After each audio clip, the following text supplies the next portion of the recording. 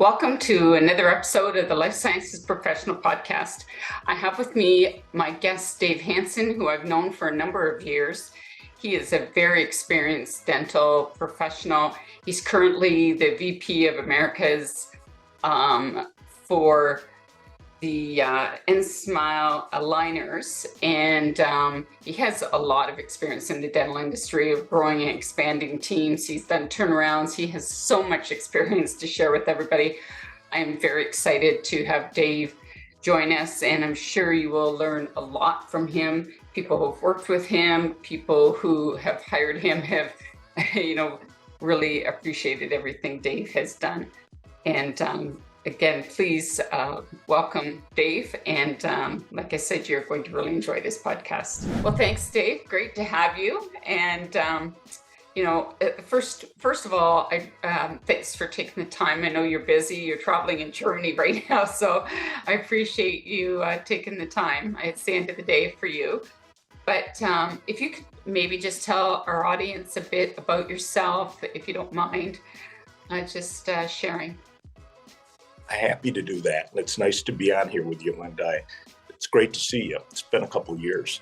Yeah. We've talked on the phone, but so I'm happy to just share a bit about myself and how I lead an organization. But I started my career when I grew up in Michigan, went to school at Western Michigan University, got a bachelor's and a master's of business there. Started my career in sales. And it was with a company called American Hospital Supply, which became Baxter.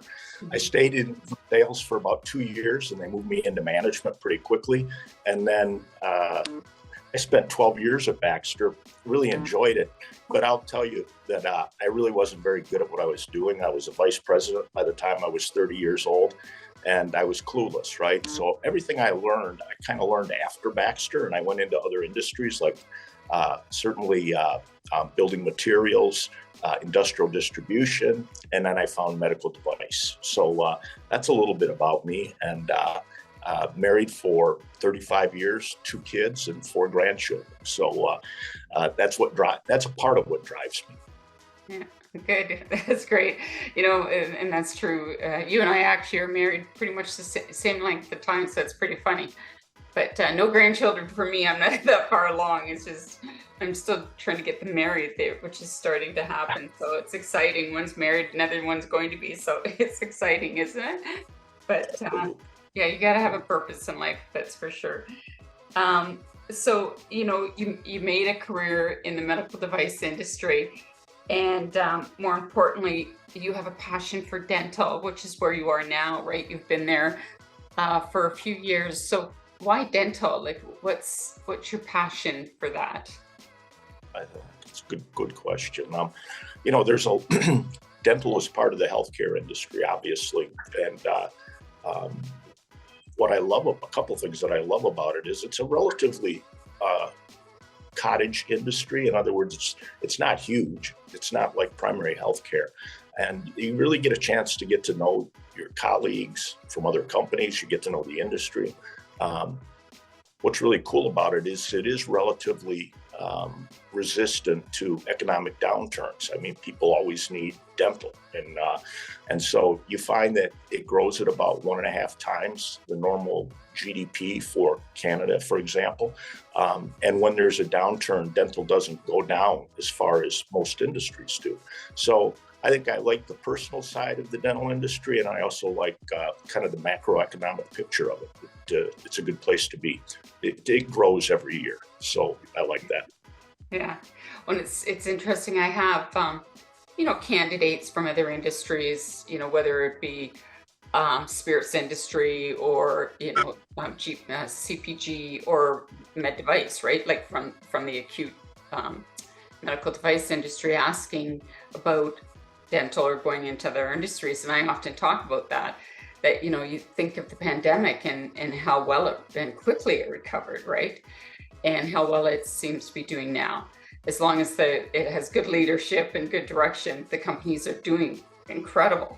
So to your point, I think the economic benefits, and you're right, people need dental.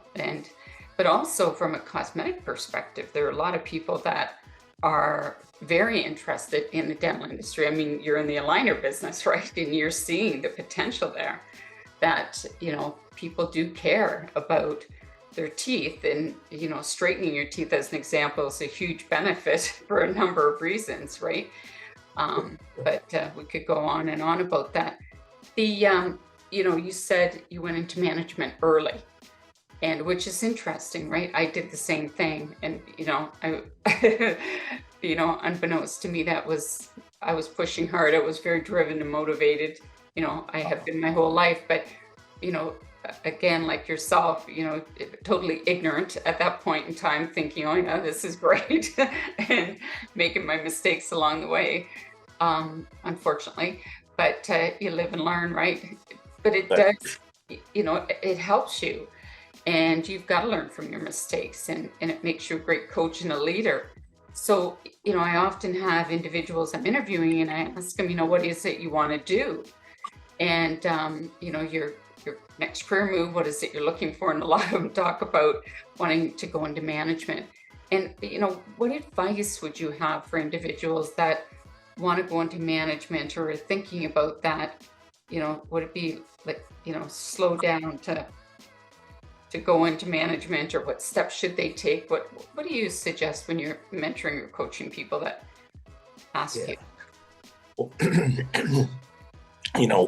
So we both had similar experiences. We got into management when we were really young, and made mistakes for sure. And I think, there's someone said that they learn more from their mistakes than they do from their successes. And I think that's very, and, for me, I learned a lot because I came into it so young.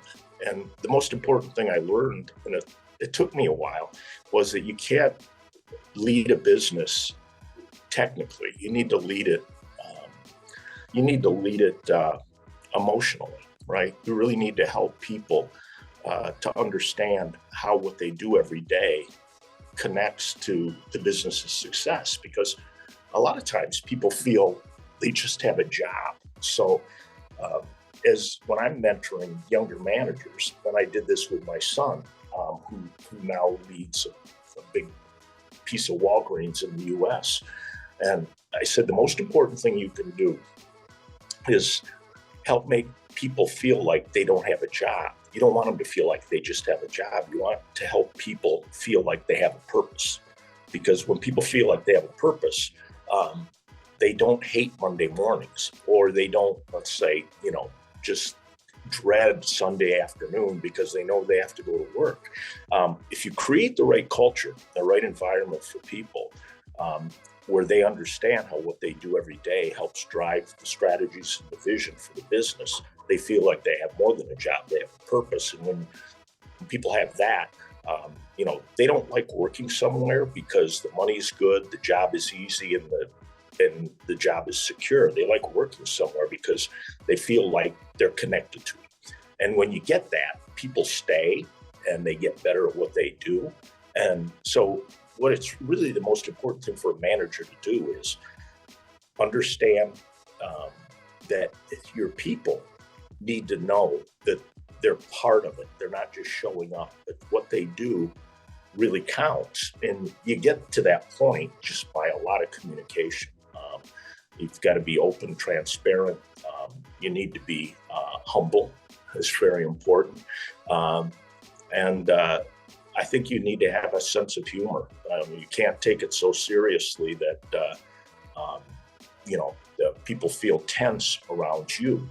So I tend to use some self-deprecating humor because, inside I'm very confident, right? But I don't ever want to come across as arrogant, or I always want to talk to the janitor or the CEO of a company the same way. It's an old saying too. So this is what I really try to help people understand who want to go into management. Don't go into it because you want to climb the ladder, right? You think it's the right thing to do. You want to have a great career.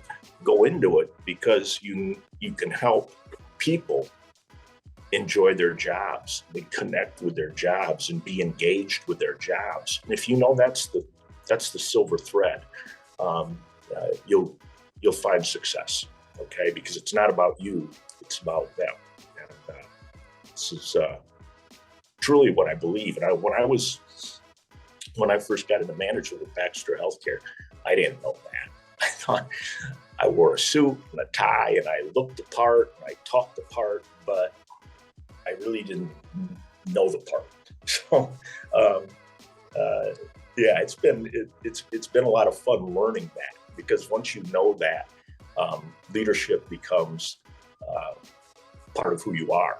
Okay, so this is what I tell them. You know what? You just hit the nail on the head. I think that is so eye-opening when you become a manager, right? You got to connect with people. I mean, it's like being in sales, right?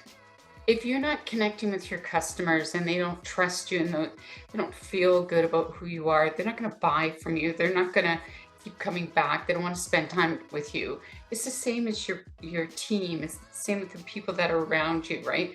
And as a manager, that's what you've got to build. And it's funny because I was going to ask you, that leads me to my next question, because I saw a post that you had and you posted something that really resonated with me. And it's kind of what you're talking about here, that you said something that is really core to the leader that I know that, people say about you and that you are. And it's culture is everything. Real leaders build great business cultures by focusing on supporting their people. And, that's kind of what you're talking about, right? And, if you talk about the cultures, like, can you expand on when you wrote on that post, because it was like you reposted, can you expand on what you were thinking and what you meant by that? Absolutely, sure. So I'll give you an example. Company, and I'm not going to name the company, but you know who it is, but I'm not going to name it because I don't want to put anyone in a negative light, right? But I followed the previous leader into a role, and this person managed very technically. Everything was based on the P&L. Everything was, based on the balance sheet, inventory control, and otherwise. And to the point that there was a sign by the light switch in the men's and I assume the ladies' washroom that said, "Remember to turn off the lights."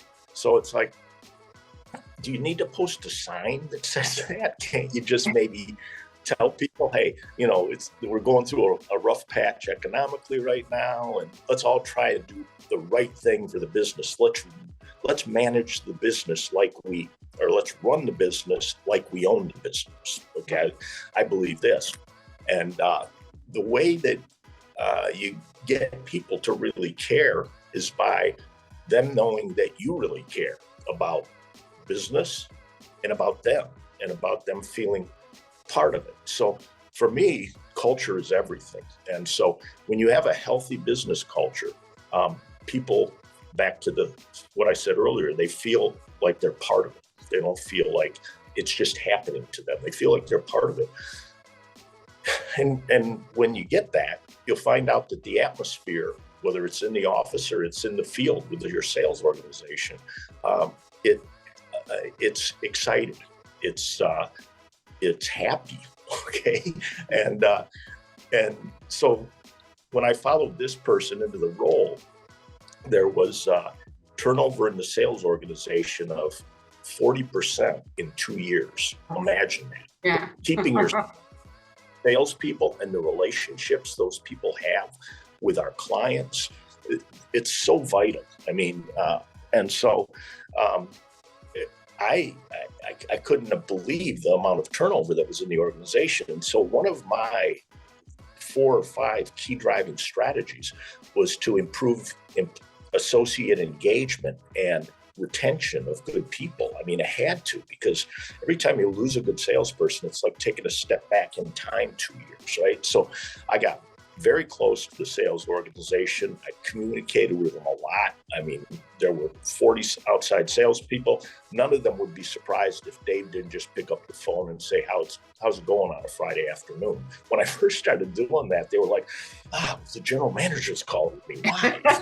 Yeah, this is bad. Trying to catch me. Because I want them to know that I care about, yeah, how they're doing, how they're performing, but I really care about, do they feel like they're getting the support that they need from the rest of the organization to go after business, to compete. And so, through a lot of little things that are mostly, common sense, like just, phone calls, town hall meetings, being able to laugh together. Believe it or not, being able to break that bread together occasionally is really important. So it causes the walls to come down, Linda, and when you do that. So, yeah, for sure. And so those types of things create a culture people like to be. And I'm getting a phone call. Oh yeah, I see that. Yeah. Okay, do I need to go back? Yeah, maybe we should just go back on that for a second. Can we? Yeah, let's just go back like one minute. Can you do that? Just talk about that. Sure. Yeah. So when you build an environment where people, when you build, let me start over here. So it was about creating an environment and a culture where people felt like, Linda, just give me a second. We'll start right back. Okay? Yeah. Okay, go. Okay. Yeah. Perfect. Let's try.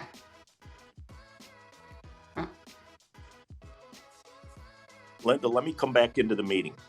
Okay, perfect. Awesome. Okay. So when you create an environment and an atmosphere where it feels open and people feel like they're listened to and their thoughts are really important to you, it creates a level of trust. And this is something I wanted to mention earlier. Trust is the basis for a healthy culture. People know that what you say you're going to do, you always do it. And if you don't, you explain why not.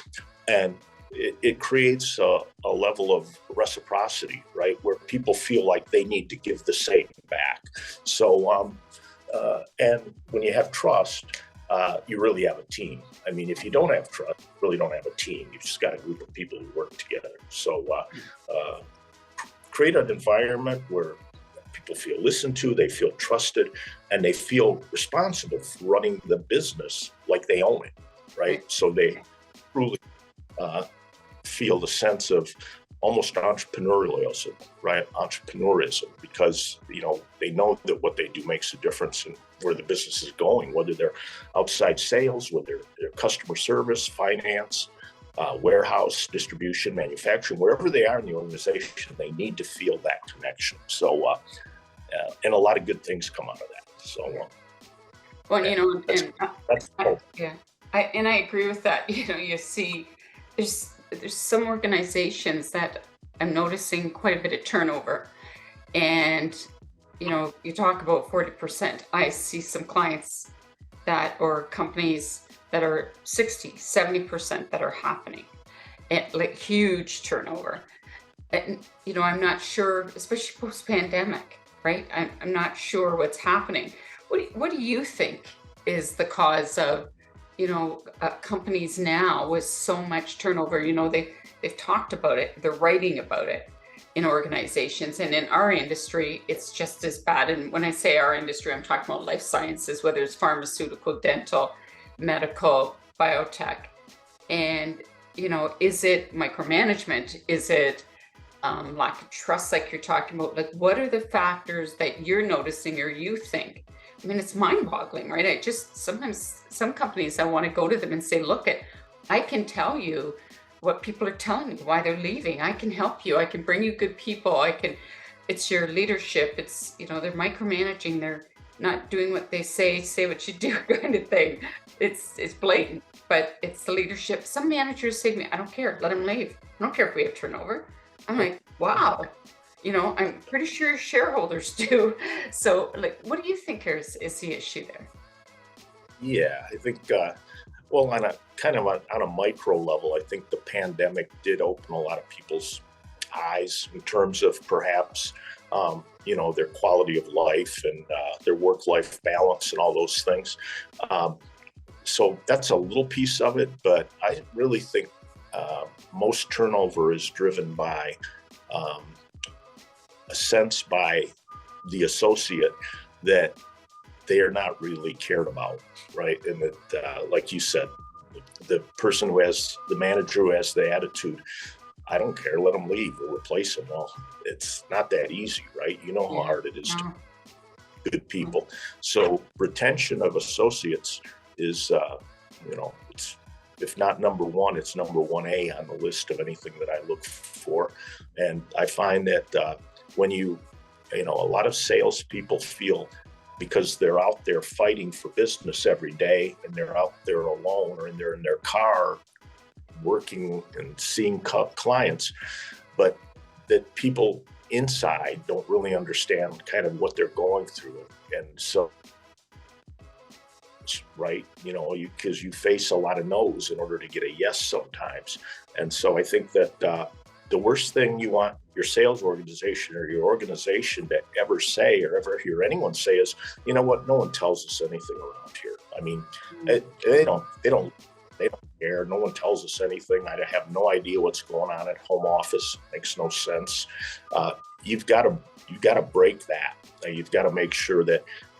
If anything, I've probably tell people more than they want to know. Sometimes it's like, geez, Dave, stop talking. Like you linger right now. You're probably. But but I find that builds again a level of trust and accountability coming back towards you. So, I think the turnover is driven really by either weak leadership or lack of leadership, right? So, Yeah.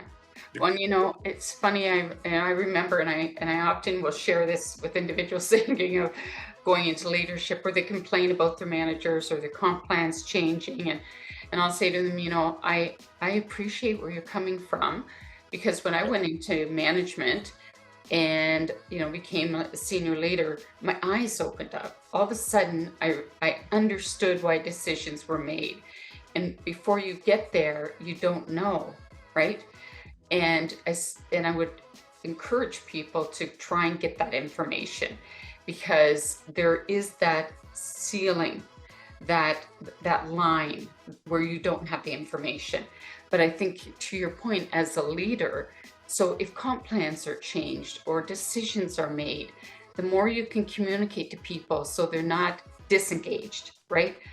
Disillusioned, unhappy, confused, to provide them the information so you alleviate all that, you'll have an engaged team, to your point, right? And they will fight for the company and they will make things happen, whether it's operations, logistics, administrative, customer service, QA, RA, doesn't matter, sales. All of those people will be happy to work there. But I think it's like any relationship. It's like being married, same thing. If you're not communicating, you're not together, right? There's no partnership there. So I think it works in any way. So it's, I think it's great that that's your leadership. And I laugh, you say too much and they go, whoa, I don't want to know all that information. But it's learning, right? And they can't say that you don't know. But it's also teaching people to understand a comp plan, as an example, simple thing like that. Here's the comp plan, the beginning of the fiscal year. Here's how to understand it. Here's how to work the comp plan, and to coach them through it and have those touch points, like you say. Some people don't even know their general manager, right? They see him once in a while at a meeting, but they're afraid of them. They don't talk to them. They make all these assumptions of who this person is because they don't know them, right? So I think that's great. They said that, but you have an uncanny ability to build teams and drive profitable market share. But in any kind of environment. You haven't done that just once, but you've done that many times. Can you expand on that, how you've done that? Yeah, so I think, the culture, as far as building the team, the culture, the atmosphere, the environment is a big part of it in terms of driving profitable growth. I really love a business that has, let's say, between 50 and 200 associates. It's kind of my sweet spot because I can know everyone personally and they all can know me, and I can get my arms around the business every day. So let's say, this is mostly what I've had my success at, is organizations of that size. So from the profitable standpoint, like Linda, I share the P&L with the associates. I say, here's our sales, here's our cost of goods, here's our gross profit, here's our operating expenses, here's where each one of you fit those operating expenses, and here's our operating income after all the expenses are taken out. And our operating income goal is X, and we're only at X minus. So obviously we either got to increase the profitable top line growth, or we're going to need to control expenses better, right? Because otherwise we don't hit our bottom line. And at first, a lot of people, I mean, it kind of goes right over their head. It's, it's a P&L, right? It's a cliche, a P&L, but it's our profit and loss statement. So I really work to make sure that every month everybody sees it and knows what the results were. And, I really create an environment, a culture where each salesperson feels like they're running their own little business within the bigger business. And we provide them all the resources they need to operate that territory profitably. And salespeople revel in saying, I'm an entrepreneur, I'm entrepreneurial, that's why I'm in sales. Well, when you start explaining to them that their territory is like a little business within this bigger business, it starts to really connect, and they understand why it's important when we look at that P&L of what our top line growth is, and that there's 30 sales territories, and each one of those is a little piece of that. And here's all the operating expenses that we provide, or we have, in order to support your territory. Good salespeople like that. I mean, they're in it for a reason. And part of it is because they are entrepreneurial, right? And they want, and I also explain to them that if we're growing, it's great, but we got to be growing faster than the competition. Otherwise, we're losing share. So it's always a discussion, so there's the soft side, which is the people side, the culture side, the atmosphere that you create, the trust that you build. And then there's the technical side, which is, well, here's how a business really works and how your territory is a piece of it. And so, it takes, the first few times I would have a town hall, and I've always had a town hall every month to review results. The first few times it doesn't really connect, but after a while they really see it. And when you get that, create some healthy competition, when you look at territory by territory, who's growing and who's not. And it creates an atmosphere that's competitive, it's fun, and there's a lot of teamwork. Yeah, that's a great idea because, it educates them, right? Right. So that they, understand their numbers, they, understand what their targets are, their KPIs, whatever, you worked with. Because I've had, when I've asked questions to some reps in terms of their business and what their targets were, what their numbers were, some good reps know what, like they'll say, I did the here's where I was, here where I grew, this is what I did. They could tell me for 10 years, right? They're proud. They know. Average reps know a little bit. Poor reps don't even know what I'm talking about, right? They're not invested in their career. So it's interesting. But the thing that I know about you as well is you've taken businesses that were poorly underperforming, or that were just dying, right? That, in the vine, or that, they thought, let's just not even bother. Um, but can you talk about that and expand on it? You like doing that, right? That's exciting. Give me something that they say, hey, can't happen. I'm going to make it happen. Yeah. Evaluate the business, turn it around. Yeah. That's your that's your baby. Something that you're really good at. And does, some individuals, they love to take over good businesses and grow them, right? And like to see that success, they ride the wave of somebody else's success, but not you. You take on the challenges. Tell us about that. Well, I do. I actually, I've said a lot of times that if someone gave me a responsibility to lead a business that was already optimized, um, and just keep it going well, uh, I really wouldn't know how to start very well because it's like I like things where there's glaring issues that need to be fixed because then I can see what the path needs to be. So, for an underperforming business, I mean, I always Mm. say our objective is to grow above market because then we know we're taking share, and it's the lifeblood of a healthy company, right? So it starts with creating the vision for everybody that we need to grow at an above market rate. And then you need to work with your senior team, and by listening to people, come up with, I'll say, 4 or 5 primary strategies, okay, for doing that. One of those might be employee retention, right? Because usually unhealthy companies are turning over, like you alluded to earlier.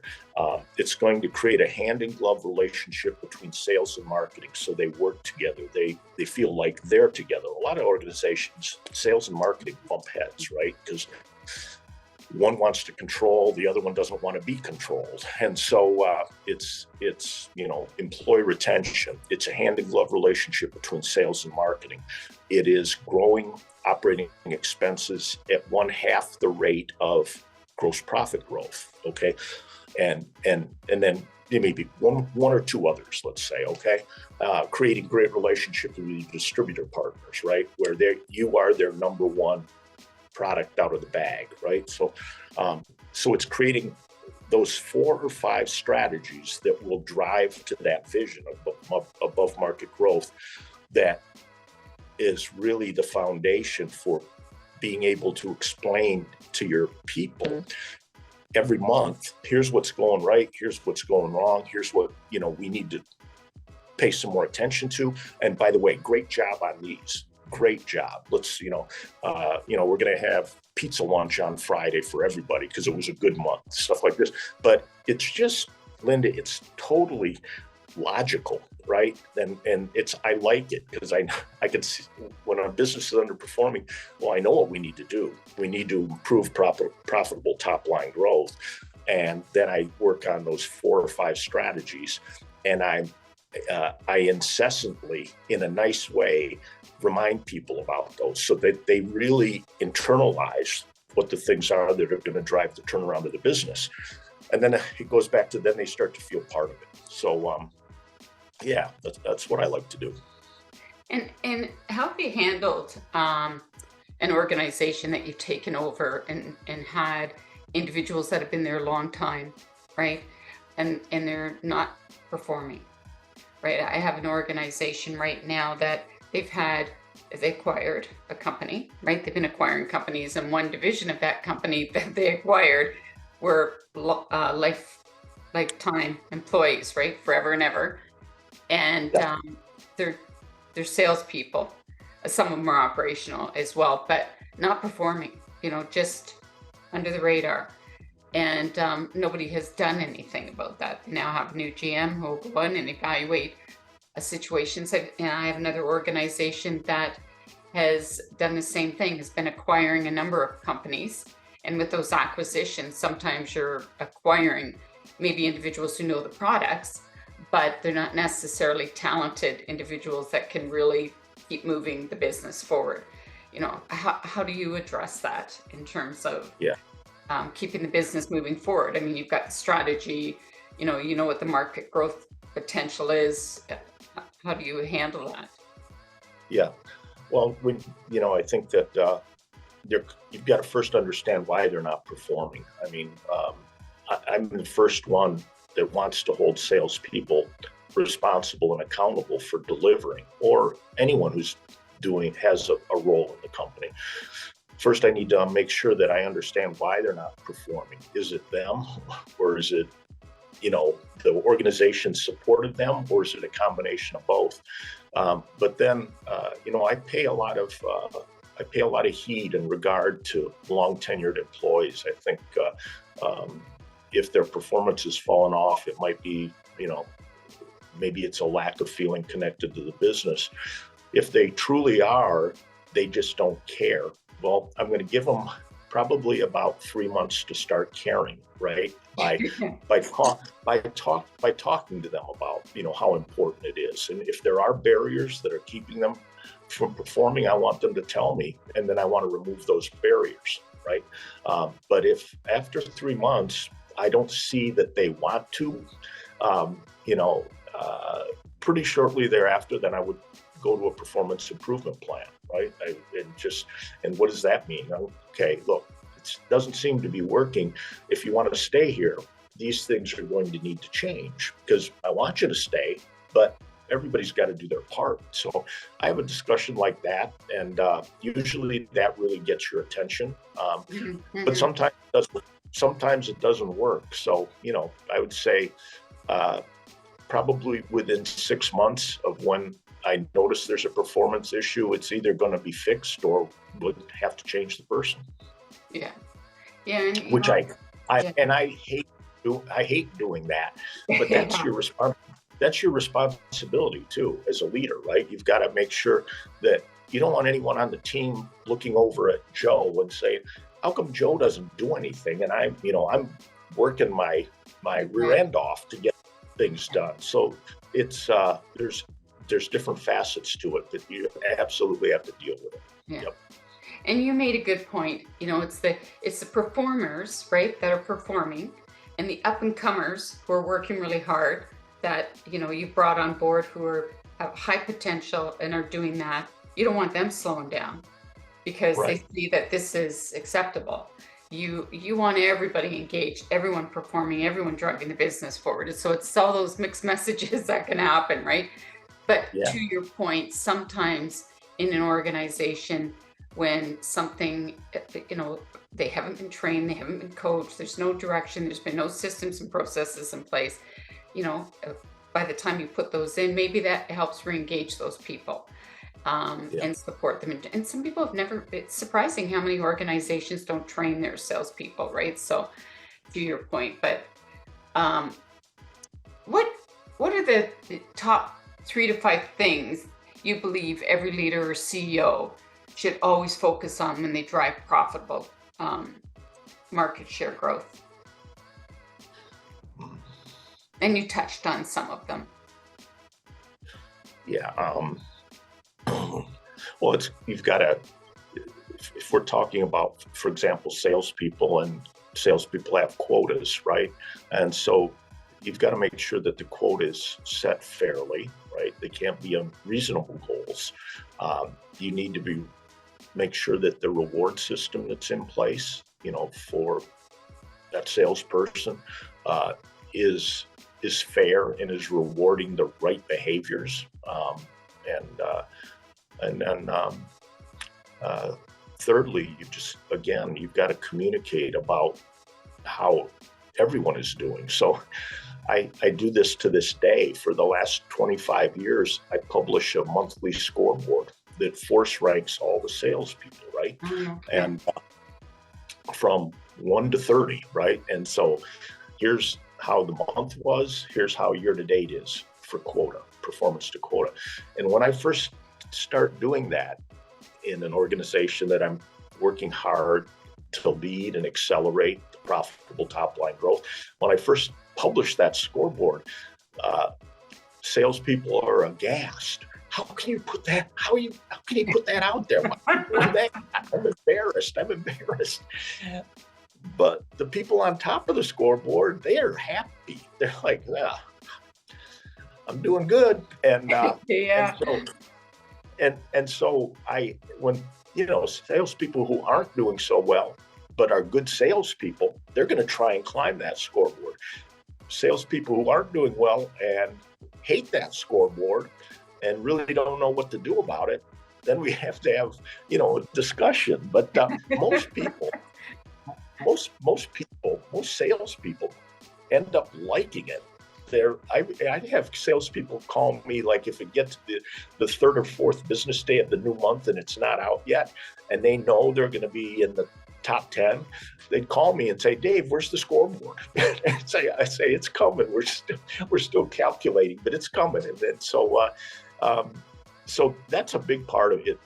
Linda, it all fits together. I mean, that's about, running your territory like it's your own business, right? And that is part, having that type of transparency around results. That is part of creating that culture and that environment that you want.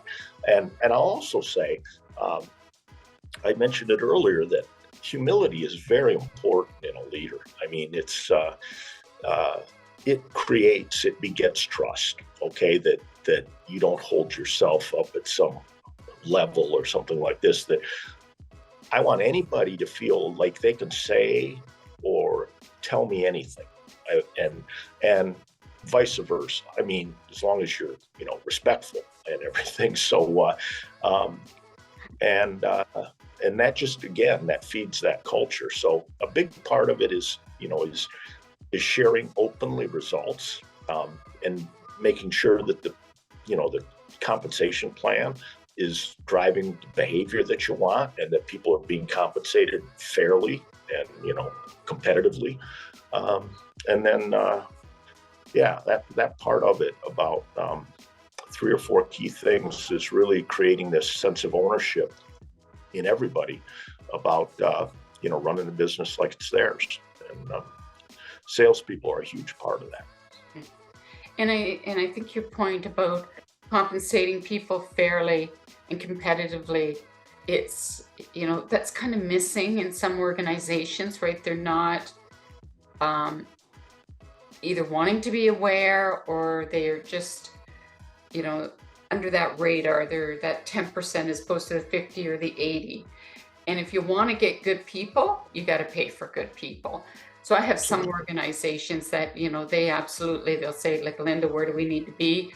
And I'll tell them, and they'll say, if you find when we're out there that we're not where we need to be competitively, let us know, and we'll up that. Like, they know that I'll never guide my clients to be overboard, but I'll always make sure that I guide them to be where they need to be to get the top talent. Because otherwise, you're not going to get the top performers, and you're not going to be able to retain people. That's another reason why organizations are losing people, is because they're not paying to retain them, like you said. Yeah. So go ahead, Dave. Yeah. Oh, I was just going to say, on that point, I came into a business once, and the HR manager told me that, we don't want to compensate at the top. We want to kind of be in the second quartile. And it just sounded really awkward to me. I sure wouldn't, I wouldn't want to tell my salespeople that. I mean, it's like, that's kind of like saying, you don't deserve to be paid in the top quartile. We try to pay in the second quartile because we want to save a little money. Well, you get what you pay for, right? And so I want a compensation structure that allows salespeople to, theoretically, there's no ceiling, right? There's no limit. And I never have a sales comp plan where there is a cap. Never. Doesn't mean everyone's going to max out, but it means if they have a good year, they can. So, Well, it should match. I mean, if they're growing the business, you should be able to afford, right? It doesn't even make sense to me. But when I hear that an organization has capped it. So I'll give you an example. During the pandemic, dental company, the business just grew just like crazy. And the sales reps had plans that were uncapped. And all of a sudden, when it was time to do the last quarter, they decided they capped them. yet the company benefited, made a ton of money. Imagine that all of a sudden they capped them. So do you think they lost people? Of course they did. So the logic to the reps were like, you made a ton of money. We saw the numbers, but we didn't get paid the compensation that our comp plan said. You decided to change our comp plan to say that all of a sudden it was capped. So the thoughts that came out of the sales rep was the companies were greedy. The company, sorry, was greedy. It doesn't make any sense. Like, it's illogical, right? Unless they could explain to them as to why they needed to do it, right? They did. They just decided to do it. Yeah. Well, that's great. Explain it. I mean, even if you have a good explanation, that's a pretty hard sell, right? Yeah. I can imagine what that. I mean, you know, the cell phone wires must have lit up. Yeah. Those salespeople calling each other and saying, "What are they doing? Who do they think they are? Cutting our plan in the fourth quarter?" And so I'd stay away from that one. It would have to be it would be a really, really dire situation to pull something like this, because it just would destroy trust, right? Back to trust. Sure. Yeah, and like, to me, it's like, it's the trust that you talked about, but also, if you want people to stay and help you when times are tough, or help you to continue to grow, go into new markets, whatever you're doing, that is not what you do. Because, you know, you want them to tell other people how great you are, so you can continue to build your team, get people to come. This company has trouble recruiting now. There's no question, right? But, you know, it's sad to see, because I think, to your point, they miss the connection between, you know, how important people are to an organization, right? Yeah. And the ability to attract. So if they see that, you know, what they're valued, you know, that they're part of the organization, that they're going to be, you know, treated fairly, that it's an organization that, you know, has a great culture. Cultures, you know, it used to be years ago, money was important, but now cultures come way up. But it's, you know, to your point, and it's also leadership need to understand. They want to know they're going to work for great leadership, have great culture, have great environment. They're going to be paid fairly. Like, it's changed. It used to be money before, that's down at the bottom. But anyway, we could talk all day about that. Is there any leader or individual that you follow that inspires you, or that's somebody that you like to listen to? Or, you know, I really he gets I mean, posthumously, I think he gets kind of a bum rap. They said he was a really ruthless guy, but I really like a lot of things that Steve Jobs has said, and you know, I read the book and one of the biography about him, and he was a pretty ruthless guy, but he also placed a huge value on people. He said, I don't want to pay smart people so that we can tell them what to do. I want to pay smart people so that they can tell us what we need to do. And I think there's a lot to be said about that, because it really shows that you give the respect to your team, to your associates, that you're going to really listen. And out of that was born an amazing culture, which is still Apple today, right? So I think I enjoy him a lot. I like Simon Sinek a lot. Okay, you can probably tell I sound like a Sinek knockoff in some ways, but I think Simon really gets it, and he's maybe a little overexposed now. I think he's on so much everywhere, but those two guys for sure. Yep. And then I like to read history, and I like to read American history. Okay. Don't give me a demerit for that. I like Canada too. I've spent a lot of time in Canada. Well, you've spent time up here, that's for sure. If you look at the founding fathers, Washington, Adams, Jefferson,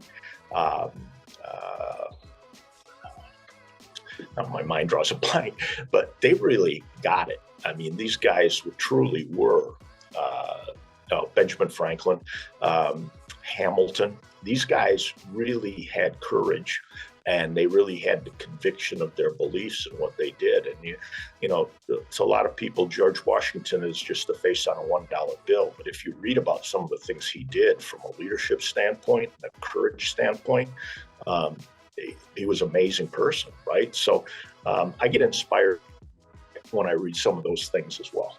Yeah, yeah. Richard Bronson too is somebody that I really like. You're talking about some, leaders that are good to listen to. I think it's great to listen to a bunch of different people and take a little tidbits from them. And I like who you were talking about as well. And Steve Jobs, I think, nobody is perfect in every way, but you can't take away what he did with Apple, and and his thoughts on leadership. And nobody, I think that's where leaders can go astray, is if they control and they think that they can do everything. You have to know what your strengths are, and then you have to hire great talent around you, and you have to recognize the value of those people, and just build great companies, right? And then build the strength around you, and learn as much as you can along the way, right? And that's how you build great companies, and that's how you stay so strong in the industry that you're in. I really appreciate you coming on, Dave. As you know, that I'm a fan of the things that you've done, and a lot of the people that have worked with you in the past say great things about you. So obviously you've been a big influence in them, and they've learned a lot from you and have continued to develop and move within their careers as well. And I think that that's a testament to what a great leader you've been. So you're doing something right there, Dave. So thanks for sharing your information, and the things that you've learned along the way. I think is very helpful. So thank you. Oh, Linda, thanks for having me on your podcast, and your kind words too. Yeah, I'm passionate about these things. So it was nice to be able to share them with you. Thank you.